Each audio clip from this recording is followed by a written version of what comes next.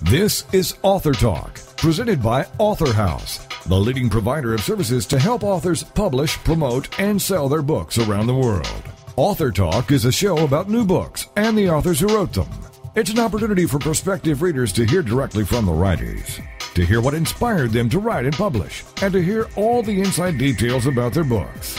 Here is AuthorTalk with host Steve Jorgensen. The title of the book, Titus, the life story of Dr. Titus PLOMARITIS. And Titus joins us now on AuthorTalk. Hello, Dr. PLOMARITIS. Great to have you with us. Good morning, Steve. It's a pleasure to be on your show. Well, you've got an incredible life story, and that's the really the focus of your book, an autobiography. You've got a lot of experiences, exciting experiences from sports and love and politics and compassion and inspiration.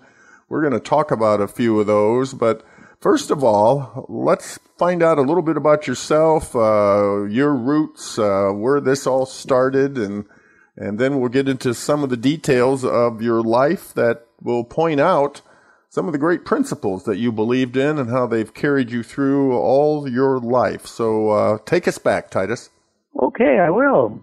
First, I'd like to say my father immigrated to the United States when he was 35 years of age, and my mother immigrated when she was just an infant. And I was born in Lowell, Massachusetts. You got to remember the day now because it does come into play several times throughout the book. It's September 6, 1929. And I was the third oldest of 7 children. Came from the city of Lowell. It's a mill town, and it has a lot of history. It's probably, and I went to Lowell High School eventually, and that is the first integrated public school in the entire United States. So it's not a small school. And of course, there you played football at 5'5" and 155. Yes. Well, it's interesting how that all started, because when I first got interested in football, I had to be just a little guy, probably 6, 7 years old. I think I was playing contact football when I was about 7 or 8, and I was at the South Common, which is a park in Lowell, only 100 yards from where I was born and brought up on Gorham Street. And it's right now it's a government project, but however, it started back over there when I had no fear of the bigger kids that were in the team. So when I went to high school, I was 5'5", weighed about 150, 155. And the coach said all the linemen to the left and all the backs to the right. And I noticed that there was about 75% of the kids were in the backfield area, and just a few kids were in the line. And even any kind of a math student would know that you need 7 linemen to form a team. So I went over with the linemen, and would you believe as a freshman, I made the team at that size? I was probably the smallest guard in the whole United States. Well, you had some driving force within you. Where did that come from? That driving force, that's a great term. I love it. And that has to be the inspirational motivation of this entire book. It all started very back in that young age. I remember going to the playground on the South Common, and when there was no one else to play with, I'd go over to the baseball backstop, the big screen, and I put the ball down, and I said, I can get that ball over that screen. And I tried. This went on for weeks, for months. Literally, it took me 4 years before I could kick the ball over that baseball backstop. And you got to realize now that backstop is 20 feet high. And the goalposts, the crossbar on the goalposts are only 10 feet high. So that was really one outstanding accomplishment. And that was the beginning of a long train of driving force accomplishments throughout my life. Now let's talk about some specific things. Let's look at some life-threatening experiences that, in fact, anytime you have that kind of an experience, it can ruin a person or it can drive them even further. Tell us about some close calls. Well, that's a very interesting topic, Steve. in this book, 600 pages, and there are 6 thrilling, dramatic close calls to death, and I instilled them in there chronologically. They were interwoven in there, and this is actually a little bit of a dangling carrot, if you will, to keep the reader interested because you don't know when they're going to occur. And the first one starts back on page 11. I don't want to release all that information because I've got a couple of calls, emails from people that I don't even know. One is in Burlington, Vermont, and one was from Florida. They sent me emails, and they were telling me how they enjoyed reading the book from the beginning to the end, and they couldn't wait to find out when the next incident was going to come when I was having a little bit of trouble staying alive. So I think we'll let the readers find those points. When did you realize that education really pays off? That, you were great on the football field. Sports is always seems to be put up on the pedestal, but you saw more than just sports. I'll tell you when that occurred, Steve. I would say I was an undisciplined child, except when I was on the football field or in a playground. And when I went into the paratroopers, I was 17 years of age. And once I went in there was 7 tenets that were instilled in my mind and my body. And I believe that is when the turnabout came on. And those 7 tenets are very, very important. And they still remain with me. And every time I think that I'm getting to a point where I can't do it, I think about that. Because when I was in the paratroopers, there was a gentleman named Moskowitz. It's interesting how that name pops up to me, but that was his name. And he was on the front cover of Mr. America magazine. He had muscles coming out of his ears. He was a huge son of a gun. And I'm just a little guy, and I'm looking at him, and would you believe this was for the physical fitness award for our paratrooper group? And he won every one of the muscle building, the chin-ups, the pull-ups, the rope climbing, the push-ups.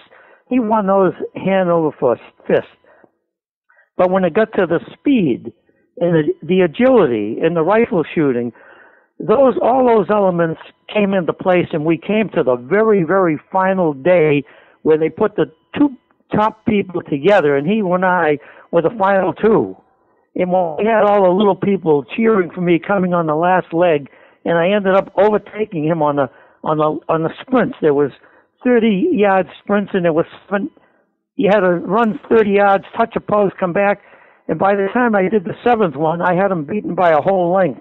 And with the overall time, I come in second, he came in 25th, and I ended up beating him. And I said, wow, if you ever had a time in your life when you said this was literally impossible to beat this guy, and yet Titus beat him. And that element just carried on from time to time. So I would say it had to be those 7 tenets in the paratroopers that really got him started. Why become a chiropractor? Well, my ultimate goal when I got a scholarship. I was Coach Riddick's first scholarship player, and I got a scholarship to Boston University. And when I was there, my ultimate objective was to become a football coach and an athletic director. And the job that was available, I did coach 1 season as a backfield coach to get experience so I could get a head coaching job. And I was all geared up because I was the top dog to get this big coaching job that was head football coach, head baseball coach, in charge of intramural program. And the whole thing was $2,700 a year. At that time, that was a good job. That was one of the better jobs. And when the school committee chairman came out at 9 o'clock at night and said, you all can go home, there were 7 candidates for the job, and I was the top honcho. He came out and said, you guys can leave now because the coach has reconsidered. Well, at that point, I put Plan B into effect. I was already accepted at a chiropractic college out in California. And when I got hurt playing football at BU, I went to a chiropractor. He helped me with a back injury, and he's the one that kept telling me, Titus, you should go to chiropractic college. You'll be one of the best chiropractors in the country. And that's how that all started. And because of your leadership, you were able to bring some incredible improvements to the whole field. Well, yes, that's true. I started in the state of New Hampshire where I said, we will make this an accredited state.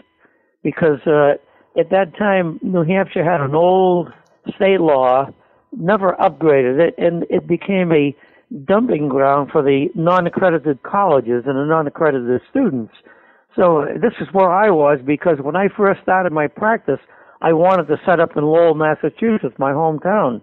And in Massachusetts at that time, they were arresting chiropractors for practicing medicine without a license. So I opted to go to Pelham, which is only 5 miles from Lowell. It's right across the state line. So I came here with the intention of going back to Massachusetts once they passed the law. And then in 1966, I started in 59. In 66, they passed the law in Mass. But by that time, my 4 children had got their roots in their school friends, and we were pretty well settled here. So I decided to just enlarge my building and my practice, and we stayed here. But at that point, I said, we want to make this an accredited state. And that's when that part started. And I tried year after year. We'd get the law into the state house. First, I got my wife to run for the state representatives, and she became the first state female representative in 230 years to get elected. And she won against 3 Republican candidates.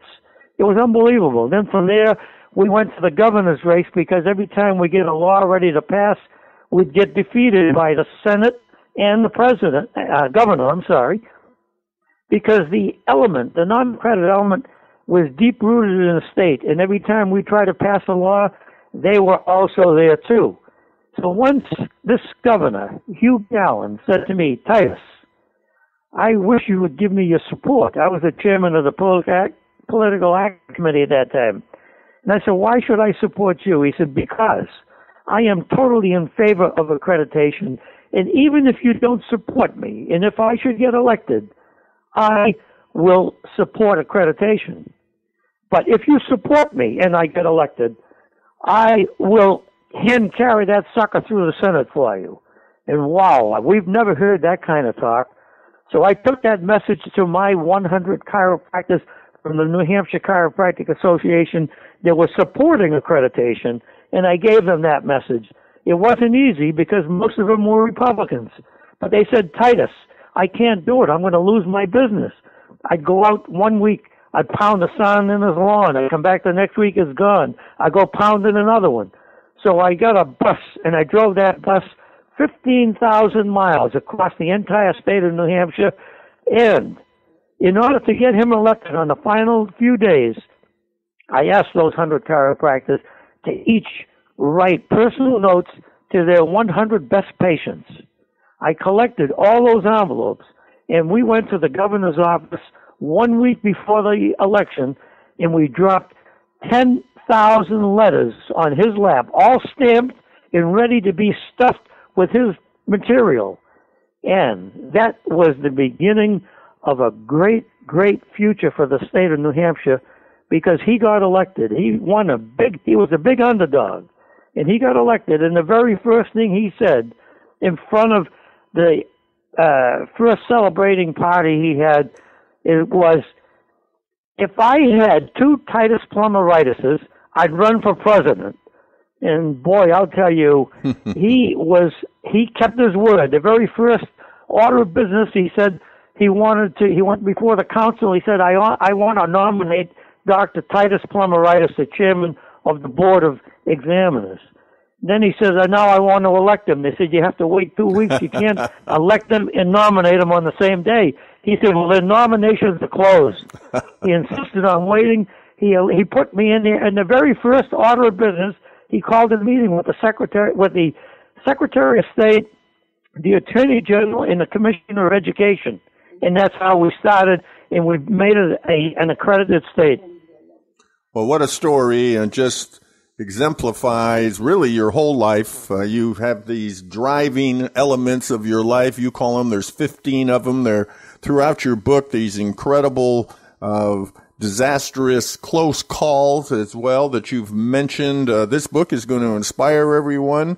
And Titus Plomaritis, of course, you've never been kidded about your name, have you? No, I haven't. Hey, let me just reiterate now.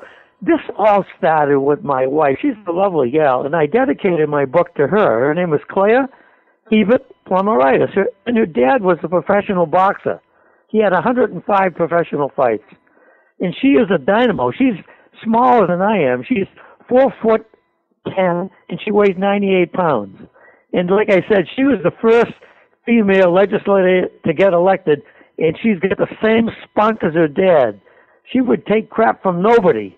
And the governor just loved her. He would say to her, Claire, come in my office, would you please? Everybody here is trying to break my chops, and you're so good to look at, and you're so helpful to my cause. And it just, I can't say enough. I just think that this book is going to be the best inspirational story of any book that's out there on the market. Well, thank you so much, Titus, for sharing a little bit of your book with us. The title, of course, is Titus, the life story of Dr. Titus Plomaritis. Tell us how to get your book. I'll tell you how you can get my book through most of the media. You can get it from Amazon.com. You can get it from Barnes & Noble. What I'd like you to do is have your audience know that I just got my webpage up. It's www.titusplumberitis.com, and I have formed a Plomaritis Family Foundation.